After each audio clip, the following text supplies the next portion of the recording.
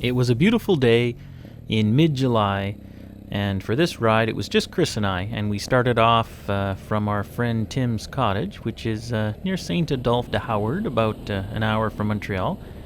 And right away we started down this trail that we'd never been on before. We'd seen the entrance to this trail a few times when we'd been up at Tim's cottage, and it started out great. And this trail actually was being used as an access road to people's cottages, like the one we just passed.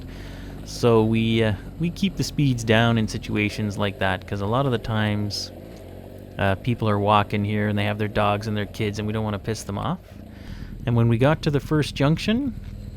Oh, this is good. This is very good. Which way do you want to go?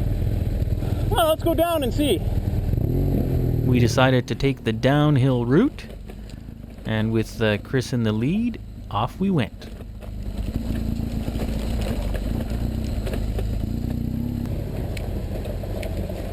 And as usual with the old GoPro, you can be going down a really steep hill, and when you watch the video, it looks like you're driving across Saskatchewan.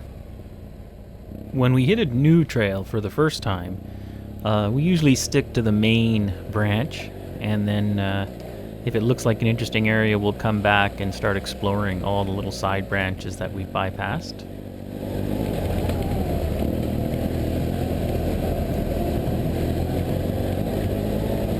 Now, oddly enough, I don't know why, when I was watching this video, I started thinking that it had been about 3 years now that I'd been riding with Chris. I met him through Henrik. He's Henrik's brother-in-law. And there's something about dual sport riding with people that creates a different kind of friendship in a way. I mean, it's I don't think it's the same as riding around on your cruiser on a sunny Sundays and stopping at the Starbucks every 20 minutes. I think when you do something with people where there's some sort of adversity and challenge, and even if the adversity is of your own fabrication because you were dumb enough to get the motorcycle stuck or run out of gas or go somewhere where the bike got submerged in water, overcoming those kind of things together just creates a different kind of friendship. And it reminds me in a way of some of the friends I made many years ago, back when I was in the Army Reserve, and some of those people are still my best friends to this day. And Chris has certainly turned out to be one of those guys where whatever nasty experiences we've put ourselves through riding motorcycles, you kind of evolve a friendship where you don't necessarily have to talk a lot. And when I watched this video, I realized that during the entire day, other than stopping for a couple of pee breaks and some water, you just end up riding together. And sometimes you want to stop and socialize a lot. And on a day like today, especially when you're discovering some new trails for the first time and the trails are nice, you can have a relatively silent day where all you do is take turns leading and take turns following.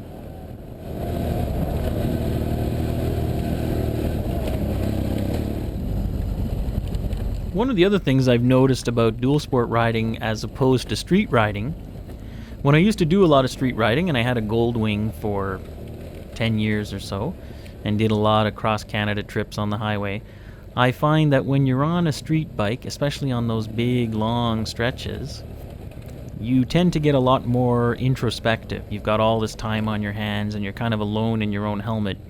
So I found it was a much more pensive type of riding where you mulled things over. And even though the trails we're doing here today aren't super technical, when you're riding on this kind of thing, you really are more in the moment. You're so focused on choosing a line, avoiding obstacles, not running into your riding buddies.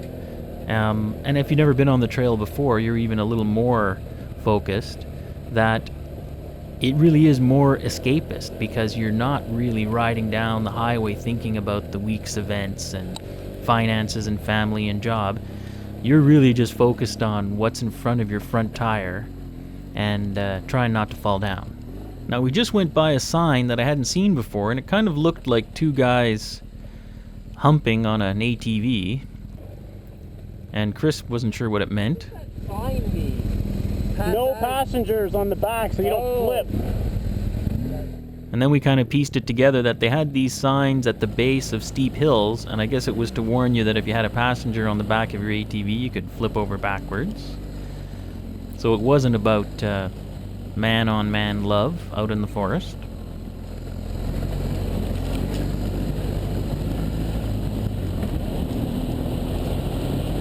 This was turning out to be a really nice trail, and we were kind of popping in and out of these very shady tunnel-like sections into other spots where there was quite a bit of sunlight. You can hear by the engine noise, this is my bike. And this is Chris's HP2. That a lot of trails like this, we tend to keep the RPMs pretty low. You know, one of the nice things about having an 800cc or a 1200cc bike is you don't exactly have to keep the thing wound up, even if you're climbing a hill in second gear. Here Chris is doing a bit of a downhill.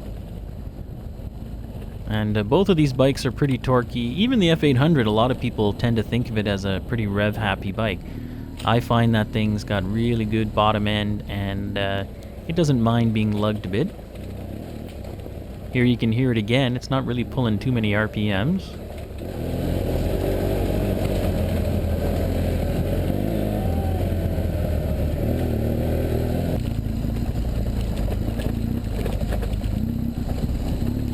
Now you can see on Chris's bike here every now and then this big yellow light popping into the bottom of the frame, and that's a Light Force 170 that he had installed to do the Paris to Dakar, which is an event in Ontario, a big one-day 800-kilometer off-road extravaganza, and they start at I think 4 or 5 in the morning in the pitch black, so a lot of people add auxiliary lighting to their bikes, and we got that big Light Force jury rigged onto Chris's bike for the event.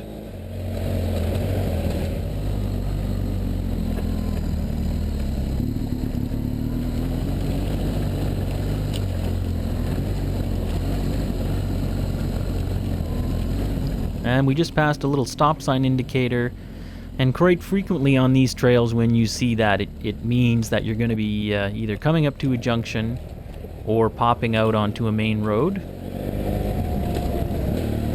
So Chris got to this junction, and he pulled over to wait for me to catch up. Now, a lot of the times, if we're on a trail and it's very obvious what the main trail is, you'll just keep going, because we always operate under the assumption that if you're bombing down a big wide trail and there's a tiny little offshoot, that the guy in front has just kept on to the main trail. So if we do decide that we're going to take off on a side trail, we usually stop so that the trailing rider knows which way we're going.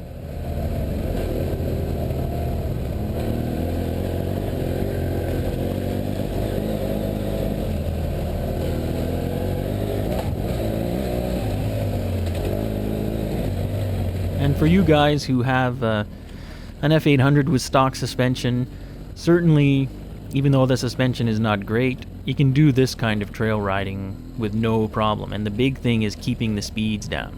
I mean, if you were flying down this trail at warp velocity and hitting the same rocks that I'm hitting here, you're going to bend the front wheel and you're going to be bottoming out the suspension.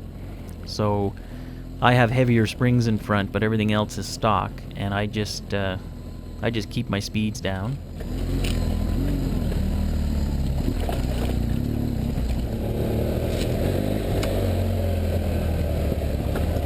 Now, certainly if you were on a small bike, you could be flying down these trails.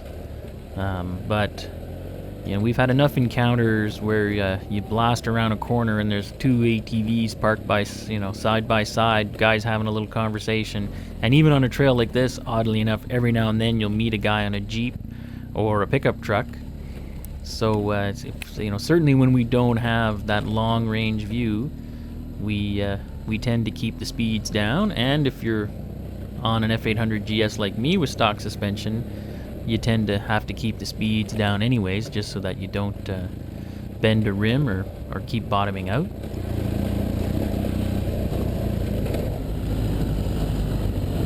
And for those of you who are interested, Chris and I both have GoPros stuck on our helmet, and we're both shooting at the 1080 wide field of view, which seems to give us the best view for most of this kind of stuff. And now we got a nice little uphill. And it's kind of interesting when you do these uphills because I can see Chris's tire track. So I sometimes, find it interesting to wonder why he chose a particular line and why I'm choosing a totally different line. And then up ahead, sometimes you'll either see a puff of dust or I'll start to see that the ground is a bit torn up. And then I start to wonder, is that, did Chris have a little wheel spin there? So that's going to be a tough section, or was he just goofing and got on the throttle for giggles? Nice! That's a pretty fucking good trail. A bit bumpy, but whew, nice! Yeah. I wonder where it goes. Well, we're just in the middle of nowhere.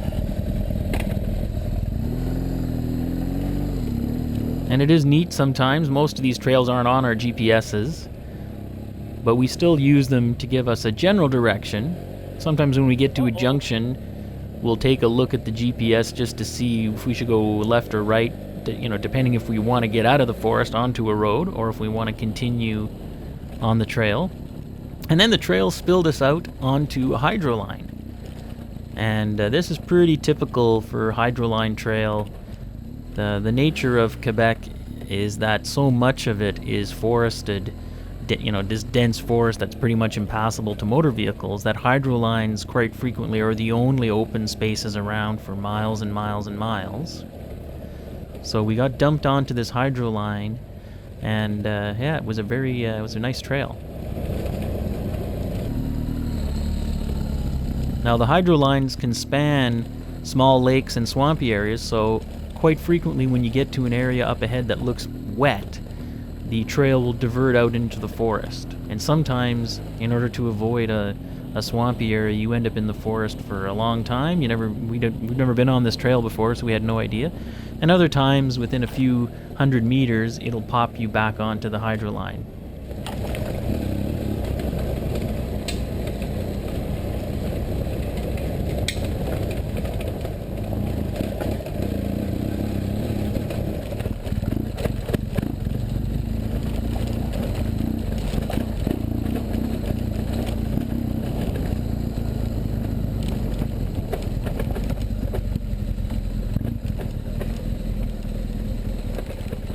And once again, this doesn't look like anything, but some of these sections were pretty steep and bumpy.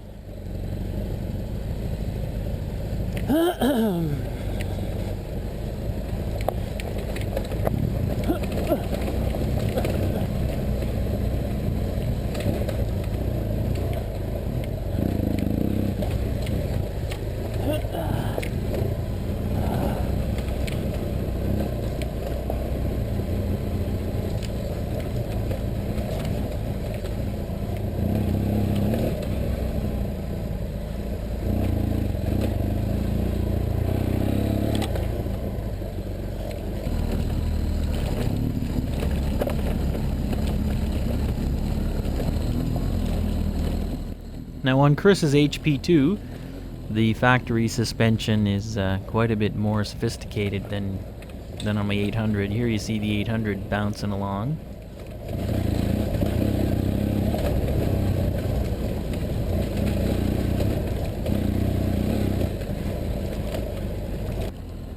And now we're back on the HP2. Not only does the HP2 have better suspension, but with the addition of my monster skid plate and toolboxes and my racks, I think my bike actually weighs quite a bit more now than Chris's bike.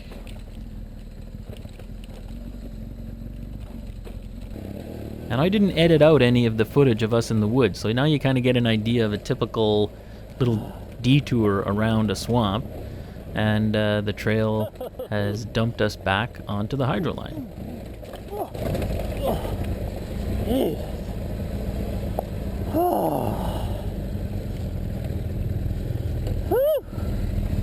pee. Break time? And I need to drink, yeah. We'd actually been riding for quite a while, so we decided to take a little break. I heard it beep. Technology, baby! Now on this little ride, I was controlling both of the GoPros with the remote on my left wrist, and that was kind of neat. It made it a lot easier than trying to get Chris and I to synchronize, turning the cameras off, making sure they're running. And when you hit that GoPro remote, it actually tells you on the remote that both cameras are recording, which is pretty cool. So with our GoPros running and our bladders empty, we decided to continue down the hydro line. I was in the lead now. And it's funny, all these hydro lines, you know, we've ridden a lot of them in Ontario, Quebec. This is really typical. You got these hills, the erosion has washed away a lot of the topsoil, so it's these kind of baby head-sized rocks.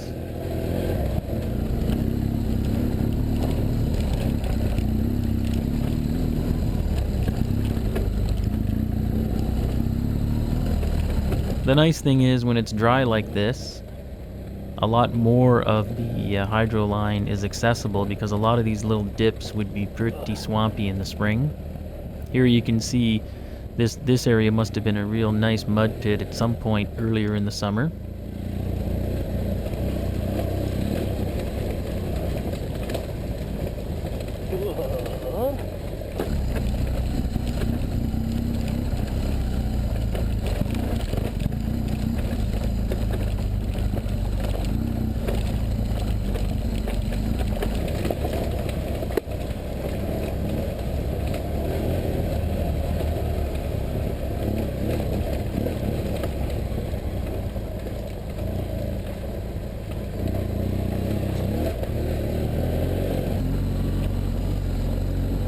So that last little section you saw, that's kind of the pace we frequently ride at on those kind of trails.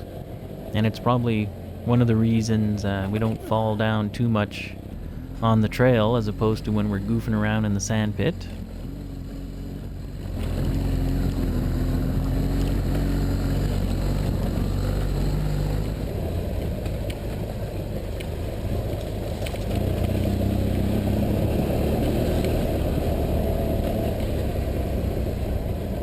And some of these cabins, like that one, are actually maintained by the ATV clubs, and I think they're kind of like little mini corner stores.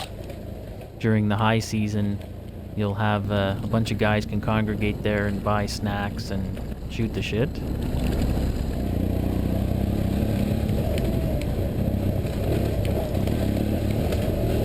One thing we frequently hear from some of our associate members in Germany and a lot of different countries is that they just don't have access to this kind of riding. And we've actually had a few guys, send us emails saying, man, was that legal? Like, are you actually allowed to do that? And as much as we bitch and complain in the Montreal area about not having access to a lot of riding, once you get out an hour or so past the city, there's lots of stuff like this. And if you get a little farther than that, there's just tons of stuff. Now here you can see those black specks. Those are the bugs. There was a lot of bugs. Okay, so off-road vehicles are authorized. We got 12 kilometers that way. Let's go that way. Sure. In some of the municipalities, ATVs are actually allowed on the shoulder of public roads.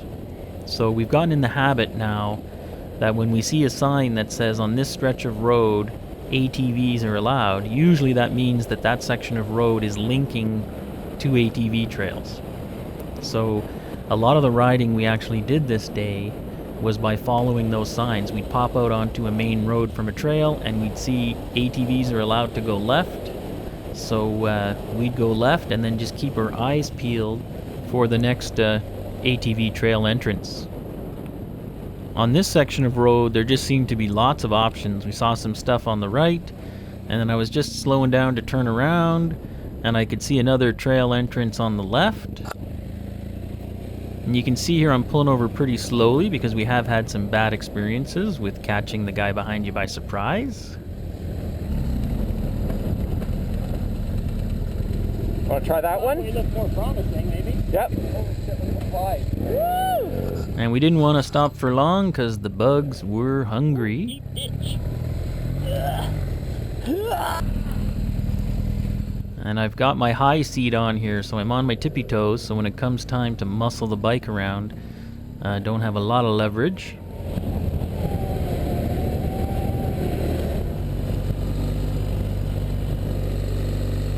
And that trail to the right that Chris just passed looked interesting.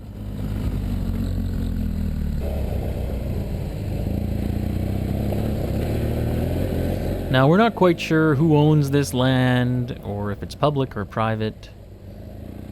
Here we go through a little dip. And one thing we found with these kind of dips is if you slow down too much with that loose big rocks, you can actually get stuck in there. So we try to carry a little bit of momentum. You know, you got a 500-pound bike with 250 pounds of meat on it. Barring a brick wall, it's probably going to pop out the other side. And as I was saying, we don't really know who owns this land, so we kind of operate on the assumption that if there's no sign saying no trespassing, or there's no picture of a motorcycle with a big red X through it, then we go. And so far that system's worked fine for us. We've only had a couple of instances where we've bumped into landowners who've been pissed off that we've been there.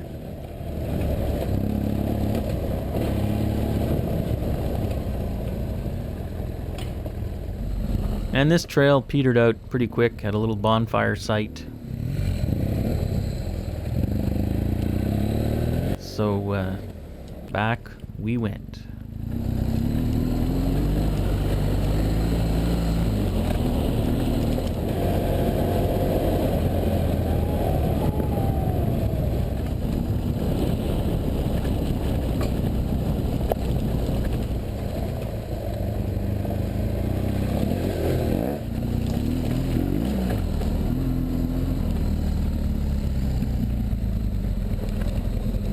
Now I'm in front here, and as you could see earlier, Chris was leading, and we haven't quite figured out how this who's gonna lead thing works.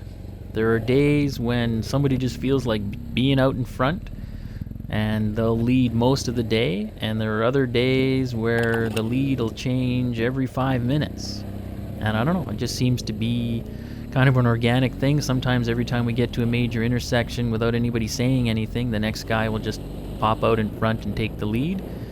And other times, depending on your mood, sometimes you just want to sit back and let somebody else make all the decisions and just play follow the leader.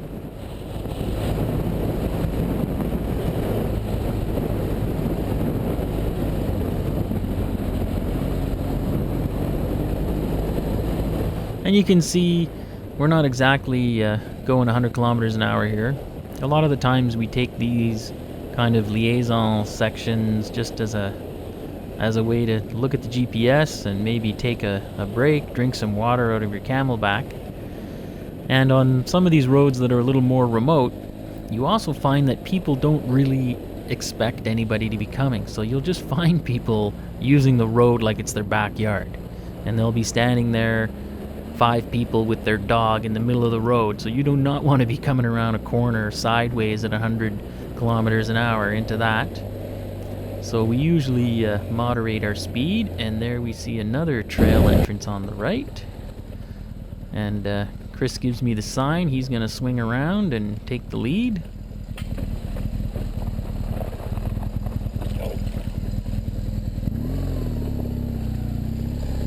Hey, you got a dual sport bike, you might as well drive in the ditch, why not?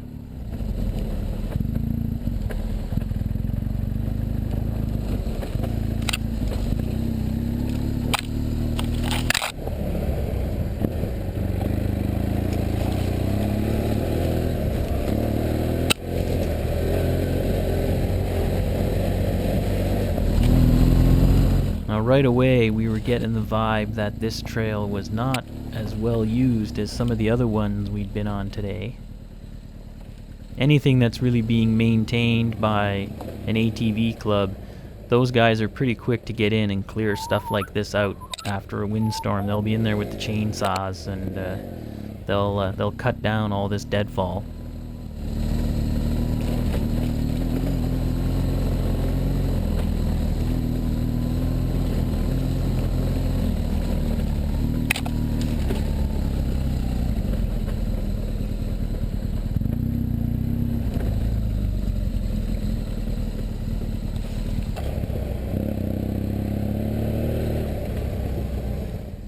And sure enough, we came to this dead end at the swamp. Break time! A lot of these trails are snowmobile trails, so in the wintertime that would be frozen, so it would be passable for them, but not for us. Well, break? Well, I don't think we can keep going. Well, No. I doubt it. No. It'll take us a little while to turn around anyway, so. I might as well take a break.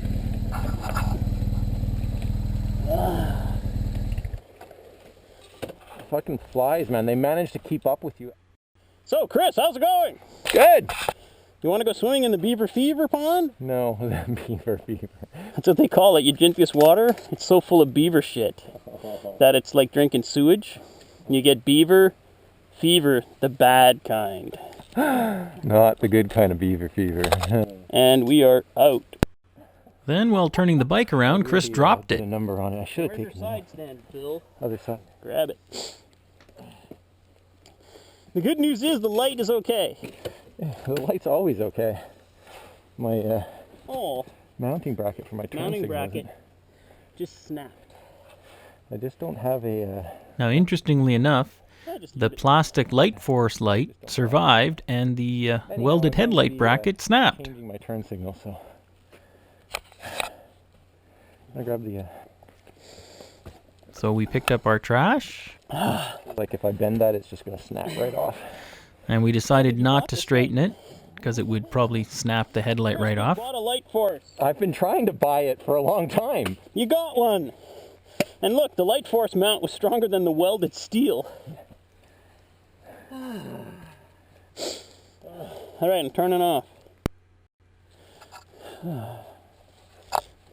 Chris, why'd your bike fall over? It didn't. I think you got your bikes mixed up. Oh, shit.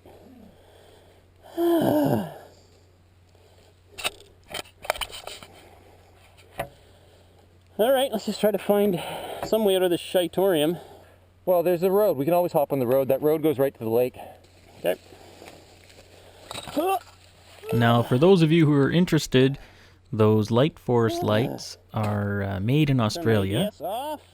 and they are super solid. I had those two lights mounted on my 1150GS for quite a few years, and they took a few hits then. And Chris has knocked around this one bolted to the HP2 quite a bit, and when we got back and took it off his bike, the thing was in perfect shape.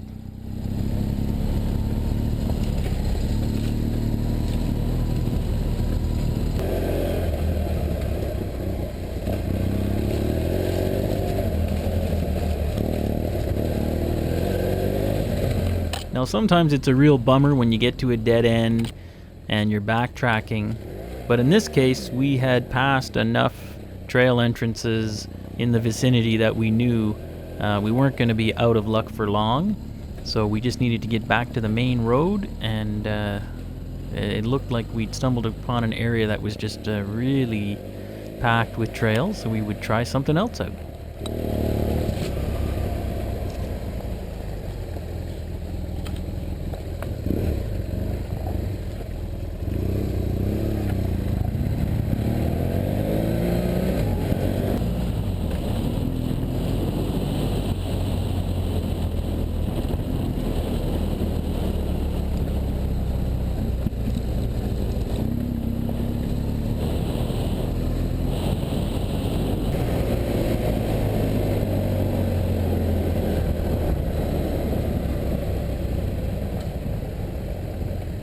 And lo and behold, at the next intersection, there was this very promising looking trail entrance. and it was green for ATVs and said no snowmobiles, so we took that to mean that we were probably okay to head that way. Now there are days where you spend a good portion of it pulling bikes out of the swamp with a rope, and then there are days like today where you just seem to string together one good trail after another.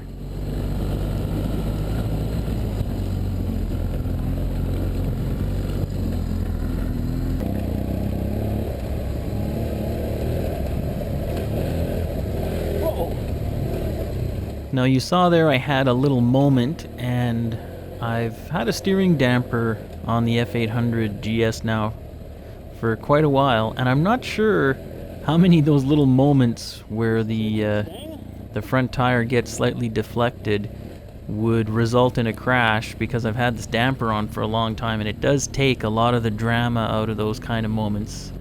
The steering damper allows the wheel to move back to center with pretty much no resistance, but if you try to quickly knock the wheel left or right, it meets quite a bit of resistance. So when you are doing those things where you do clip the edge of a rock or a ledge or a rut, the handlebars don't get wrenched out of your hands so much and you don't fall down. Also, at the end of the day, because you're not constantly fighting those bars to try and keep them straight, you find that in your arms and shoulders, you're quite a bit less fatigued.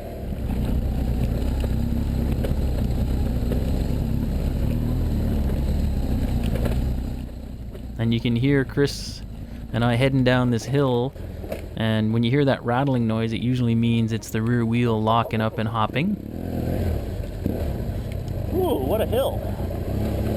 Of course, it doesn't look very steep as usual. And a nice uphill.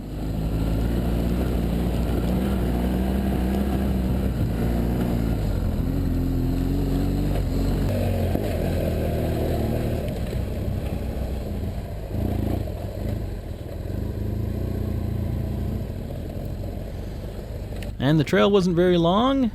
Oh. Yeah, we do not want to skid onto the road. And now you see something that's quite rare. A piece of rural paved road that's nice and smooth. But within only a few hundred meters, we saw the entrance to another interesting looking road. So we took a right and off we went.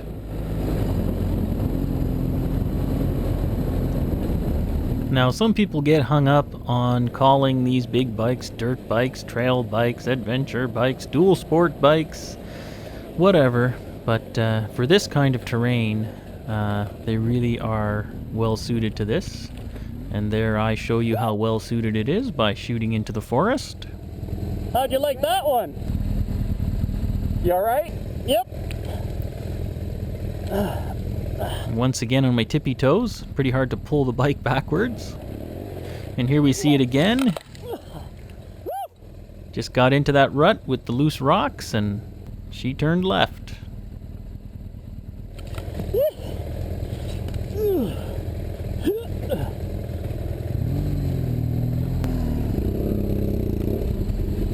Here, I'll pull you back.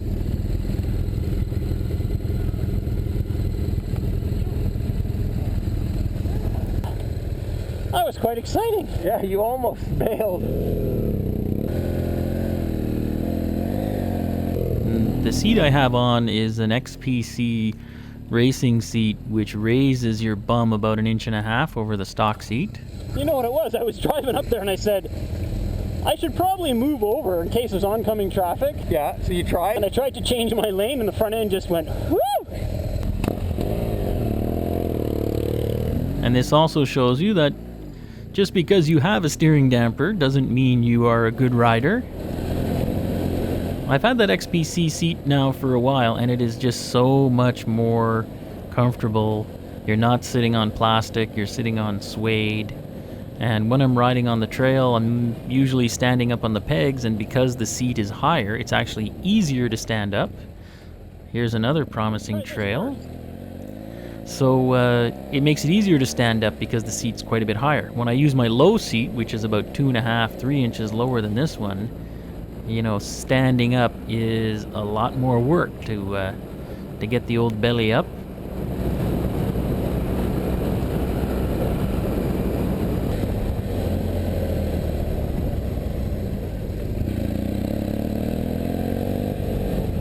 Now I'm hugging the right-hand lane here pretty good on, you'll notice, on the corners, because I can't see too far ahead. And some of this road was actually quite sandy, so it was a little bit loose.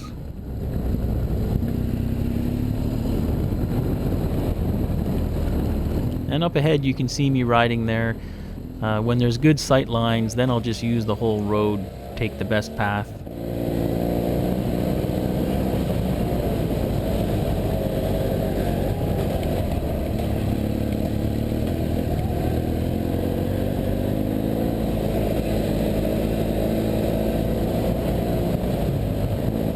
There's a nice hole in the road.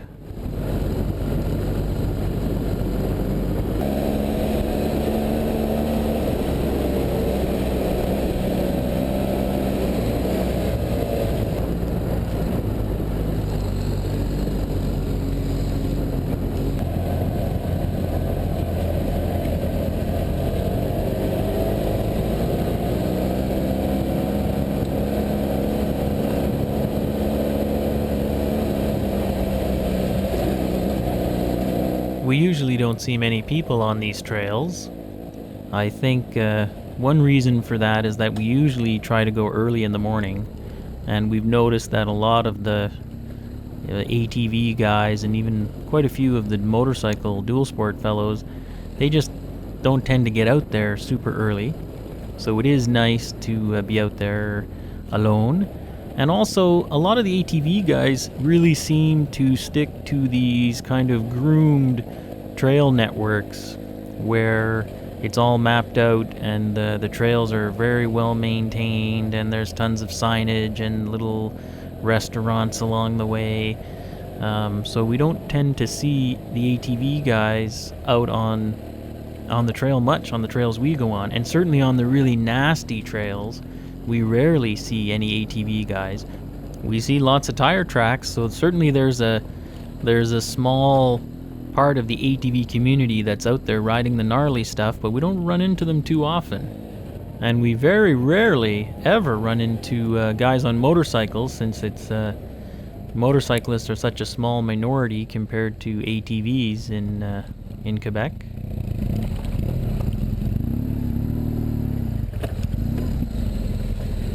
That was a nice fucking road. Yeah. Too bad it ended. At one point I was hoping we'd have to go back. Yeah. That was beauty.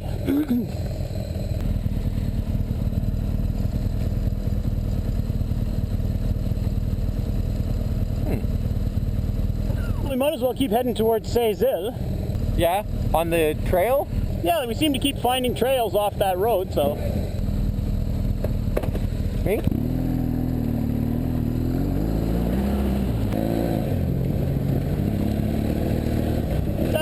Dusty, Chris. Why, Chris? Why are you making me dust?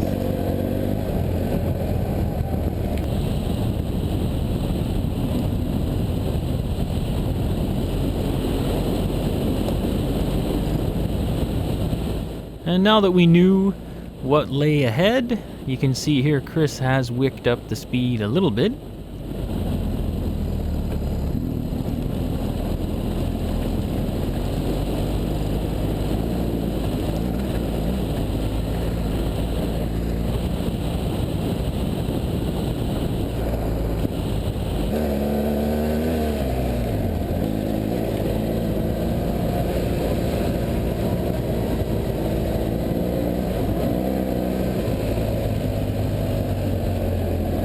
And on this kind of stuff here on the 800, I'd probably be, I think I'm in third gear there, not quite sure. Now we're back on the HP2.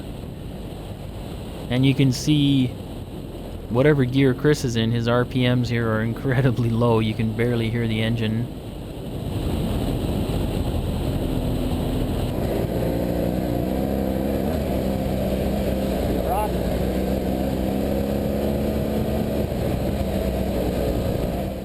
Now I could probably shift into fourth here, but I find it nicer just to stay down a cog lower, and then if I want to slow down I can just roll off the throttle.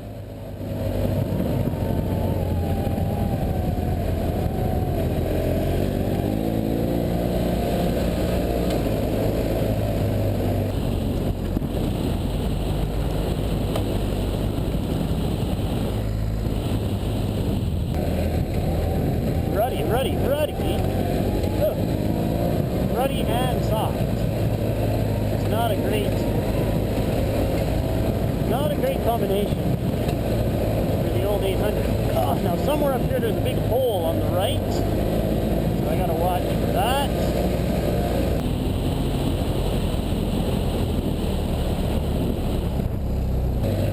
We got a big hole. It's kind of hard to see until you get right up on it. There it is. Yeah, you don't want to hit that. Soft. Now, if you're still watching, you must be thinking, this is one long video. But I thought just for a change, instead of really shortening it up, in this clip I've cut out the spots where we stopped and took our breaks. But most of the sections you're watching here, this is real time. This is kind of exactly how it unfolded, and all I'm doing is cutting back and forth between the two cameras.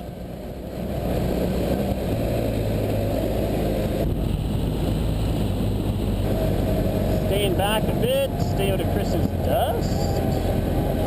There he is.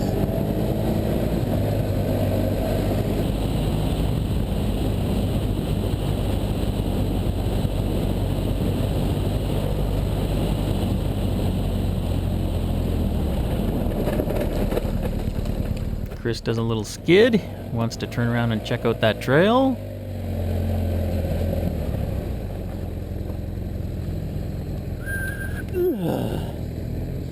Come to a little junction here.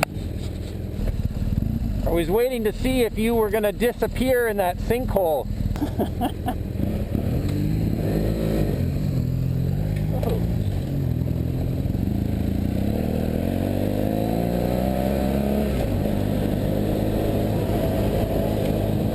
And as you can see with this trail, there's a ditch on the right. So this was not a trail that just naturally happened all by itself. Someone actually built this trail, and I'm not sure if it's one of the local ATV clubs that was in here, because sometimes it's obvious that those guys are actually in the forest with some pretty heavy equipment building trails for the clubs.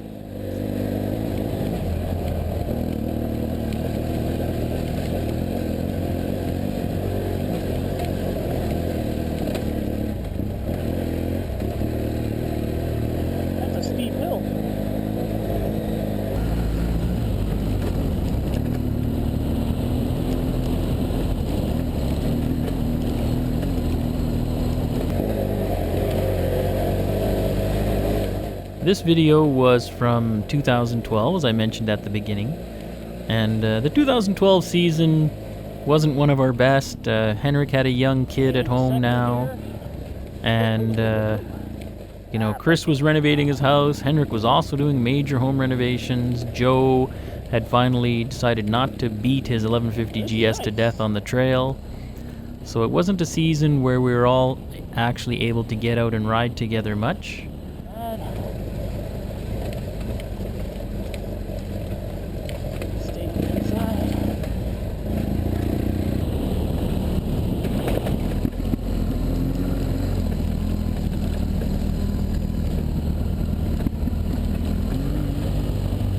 Okay, this is steep. We're down at first.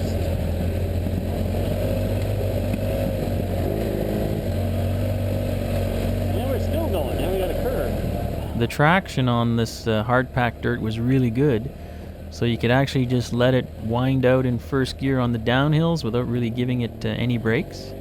Over the years, I've started using a lot more front brake on those downhills, because if you get on the rear brake, it locks pretty easily. There's not a lot of weight back there, and you'd be surprised how much front brake you can actually use in certain situations to slow yourself down without crashing.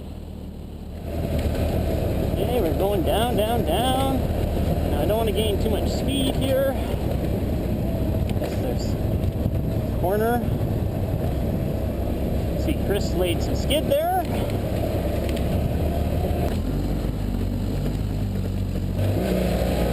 Now we're down into first, still going downhill.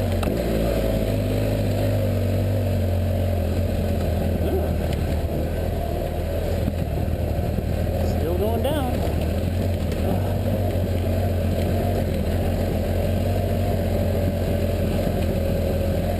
And I see the road. A lot of these downhills empty out on the road, so you don't want to come down here super fast, because then you're going to shoot out right onto the road.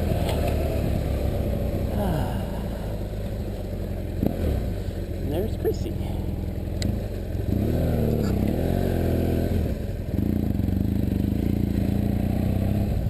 That was a nice trail. That was beautiful. Well, let's keep heading this way. Yep.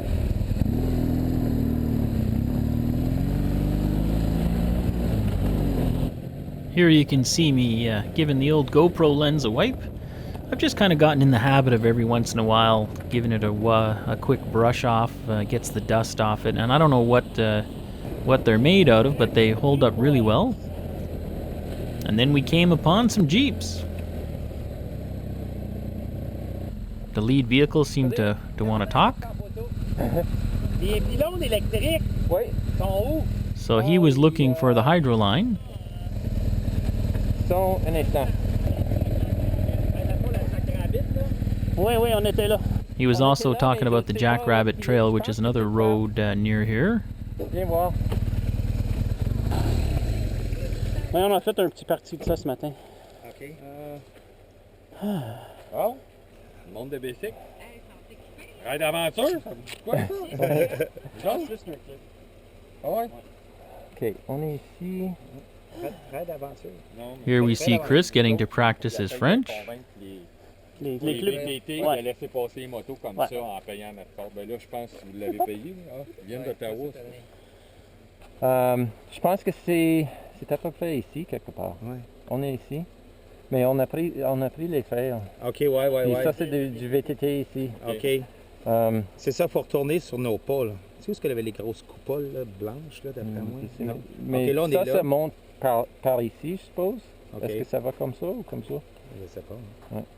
The ATV trails, or the hydro lines were up here somewhere, right? Yeah. Ouais, je pense que it was over there, ouais. Because we came around this way up to We that did all lake. this. I think it's somewhere here.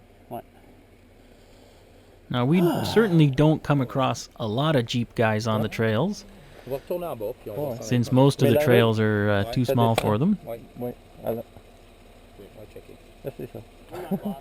Ouais. There's always a road. Thank you. You too.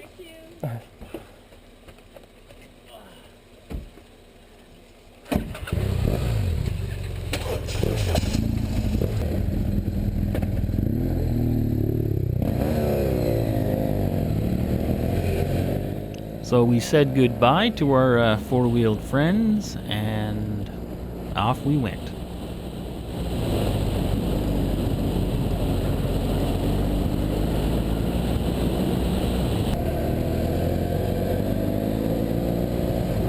Can't see. It had already started to dry out quite a bit from how the trails were earlier in the morning, and we were starting to eat a little bit of dust.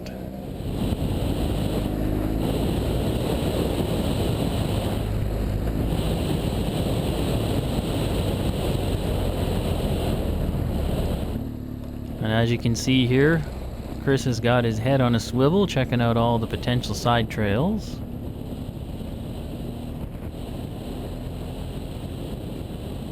One thing we've got to get better at is kind of keeping track of all these trails.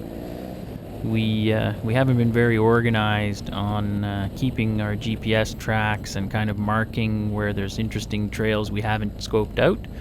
So one of our objectives in the 2014 season, because I'm editing this now in 2014, Downhill.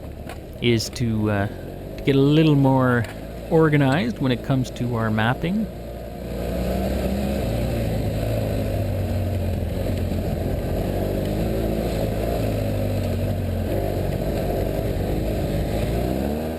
So the guys in the Jeeps must have been scrubbing some paint along the sides. There you see a nice big rock hidden. Whoa, whoa, whoa.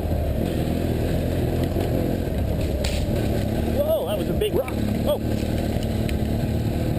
There was a huge rock hidden in the bushes on the side of the road there. I almost hit it with my shoulder.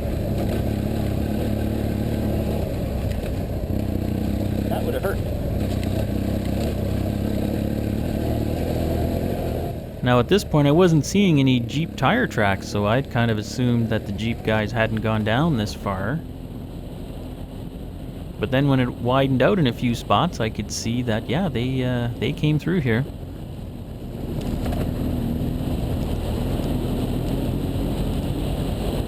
Probably weren't going quite as fast as we were through here.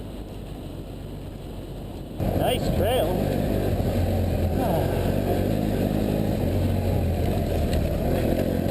Gotta try to avoid hitting those rocks. Heavy bike with a soft front rim and a heavy rider. So we try to thread the needle as much as possible. And if you can't avoid it, try to take the load off the front end. Meanwhile, up ahead, Chris was finding the trail was getting a little more overgrown. This looks like the end of the line, or what? Yes. Hey, alright, it's grass! It leads to a road. Let's try it. Okay. It leads to a road. What could go wrong?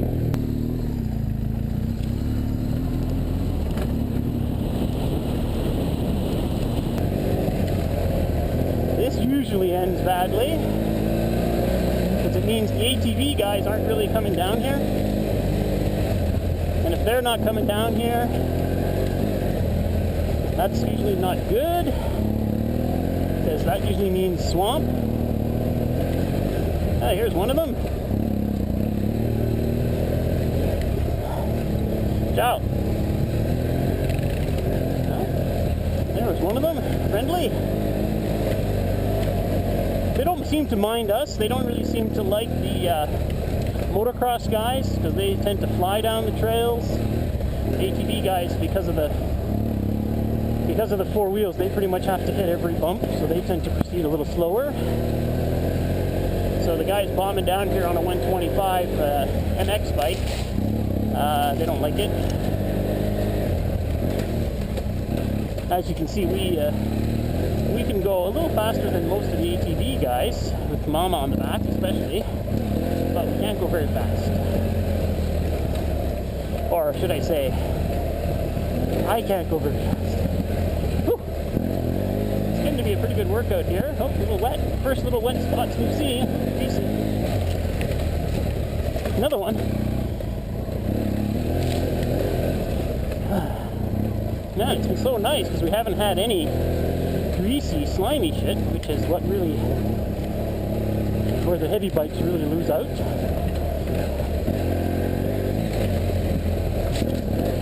Well, it's getting better. That's better.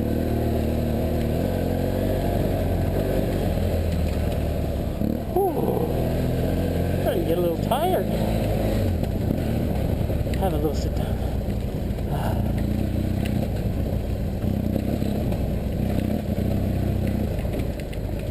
Okay, here we got a little uphill. Really getting my speed up. Oh. Second gear. Good. The 800's actually quite torquey in the bottom end, and you can lug it. I find I can lug it more than my my old 1150. Nice. And of course, if you're going to spend a lot of time going up, you're going to spend a fair bit of time going down.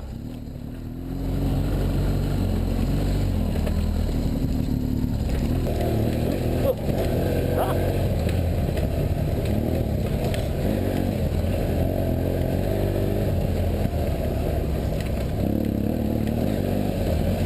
Little uphill. Go to the right. Whoa, whoa, whoa, whoa, whoa, whoa, whoa. offline there.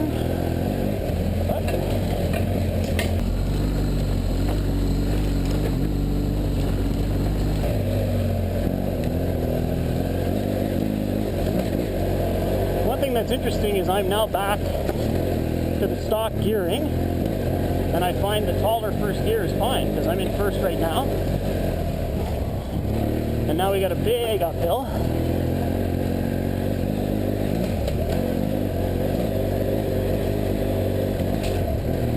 Nice, no slippage. Sometimes if it's loose, I'll actually sit down.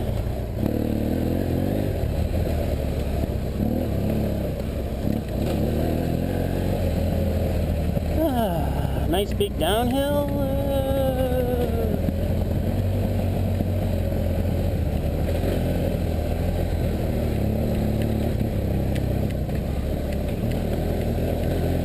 Ooh, rock.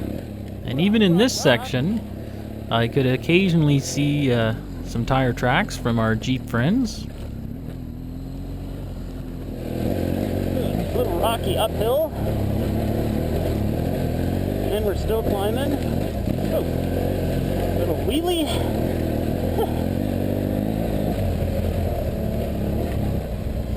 Yeah. Apparently there's a restaurant coming up. Might have a cold beer.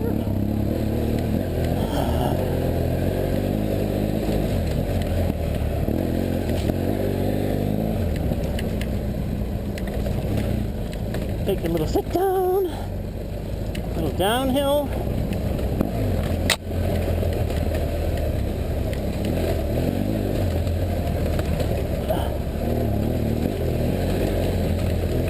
See, I don't mind this bumpy stuff because it's not muddy. So you can actually drive up and down these hills.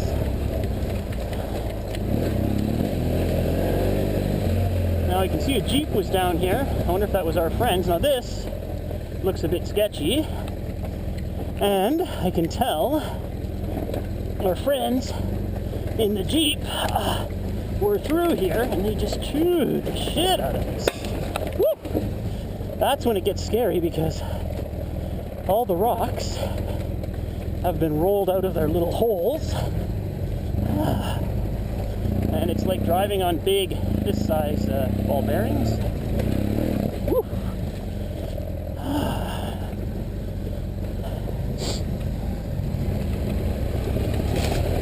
Must be a tight squeeze through here on a Jeep, and here the same thing. It's been a little torn up.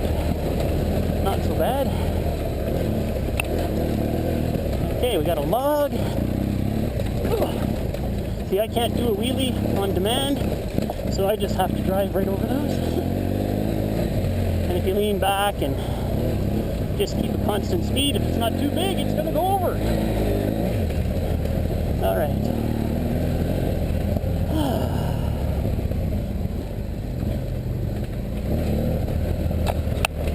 Lean my camera.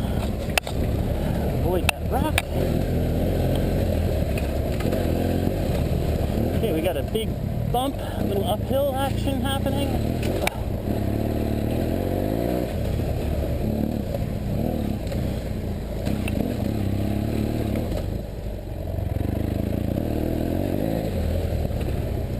See, I don't have as much ground clearance as Chris, so in some of those sections there, my foot pegs actually were just clipping. Oh, just clipping the top of some of the rocks.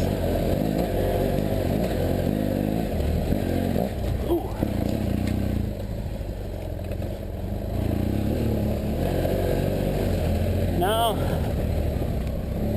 I can feel myself getting a little tired, so just take a little sit down, let my arms have a minute.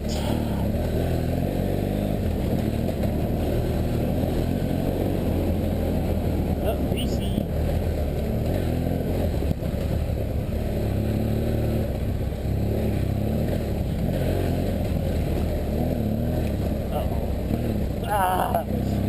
Hit that silly rock. And then we came upon a lone hiker, so we said hi. And Chris up ahead was coming up to kind of a greasy downhill section. And put her down. And Chris is down, hold on. No, it just stalled it out. I don't know what happened. I have no idea. Break time. How do you say we take a break? Sure. This is an awesome trail. It's wicked. Yeah. I mean, some of it I could do a little bit without so much of the but good stuff. And of course, Chris had fallen on the big driving light again, which had done more damage to his headlight frame. Oh, now it's really fucked. Here we can see how much Chris has been sweating on this ride. That's one from each ass cheek from when he rides side saddle. I repeat, it is not from my helmet. Definitely not. Now I know this looks totally flat, but you can tell by how I'm walking, that's steep. Now Chris is fixing his double take mirrors. We all use these double take mirrors. They've been folded 1,000,000 times and they don't break. And some people like to fold them all the way in and get them tucked out of the way, but I actually like to be able to see when I'm riding in a group who's behind me.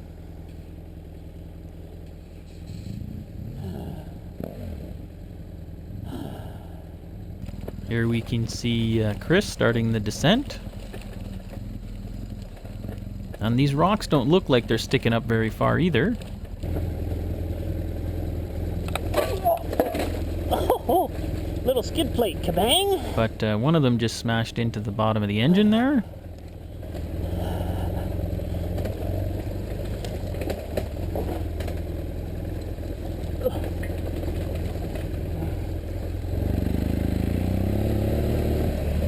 Now we can hear the highway, so we know we're getting pretty close, getting out of here.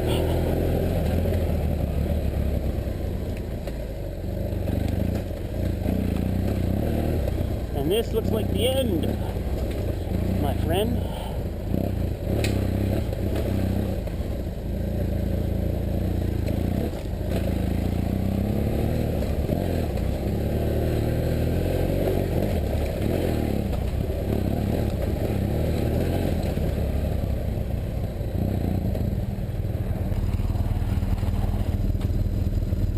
.6 kilometers to Tim's.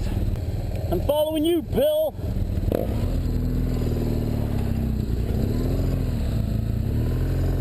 And that was pretty much it. We decided to head back to our friend Tim's place and then ride back to Montreal. Now, if you're still watching, I'm not sure how many people have made it this far, and you have any questions about any of our equipment or anything at all, feel free to drop us a line at info@apormc.com.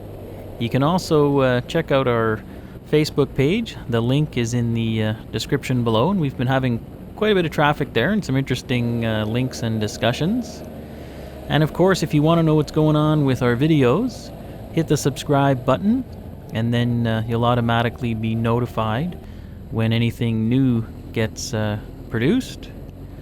And if you've contacted us before and you haven't gotten a response, and this has been a bit of a problem because some people contact us through YouTube, some people email us, some people do it through Facebook, some people are now doing it through Google+. Sometimes stuff gets lost in the shuffle. We also had a whole bunch of comments for some reason marked as spam, which got lost.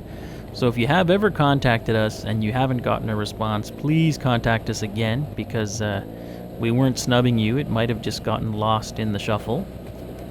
On this particular day, we were home right around noon once again.